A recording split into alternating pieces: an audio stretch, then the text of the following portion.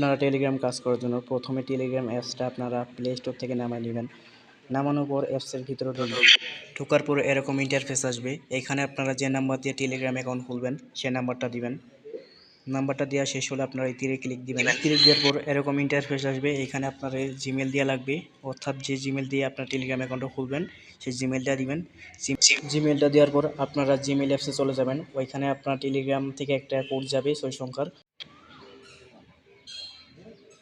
দেখেন আমার কোডটা চলে এসেছে।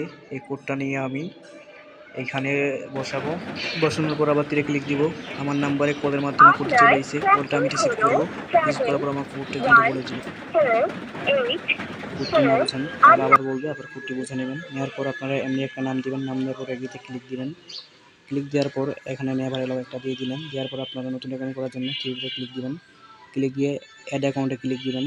ক্লিক দেওয়ার পর আগের মতো করে আপনারা নতুন করে অ্যাকাউন্ট খুলবেন। আশা করি ভিডিওটি সবাই বুঝতে পারছেন।